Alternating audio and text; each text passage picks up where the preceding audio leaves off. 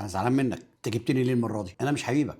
عارف انت عملت ايه المره اللي فاتت؟ انت كلت اكل صديقه الصمت. مش همك؟ يا سلام، يعني انت عاجبك قوي المسقعه البشاميل؟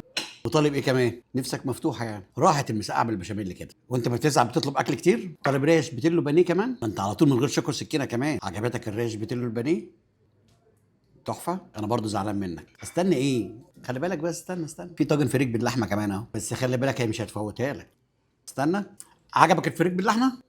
عايز ايه؟ دي كفته رز. انا عايزك تستمتع بقى بكفته الرز دي بقى. شفت بقى كفته الرز مع الرز الابيض؟ ايه رايك فيها؟ انت حطيت لها ملح وفلفل في الشوربه، تمام، وعدت. جالها تليفون وكلت اكلها. قول لي بقى اجمعكم تاني ازاي مع بعض؟ رد عليا. مفيش. انا عايز اقربكم لبعض. هي مشيت زعلانه، خدت بالك هي عملت ايه؟ عملت لك كده، فاكر؟ طب اسمع يا صديقي يا ابني، سيب الاكل بقى اهو. سيب الاكل وكلمني. انت عارف عملت فيك قبل كده كتير ايه؟ السلام عليكم يا عم عماد. الصديقة الصامتة بعد الكل. صديق الصمتة. طب روح انت يا محمود، ربنا يستر على اللي جوه الفانوس.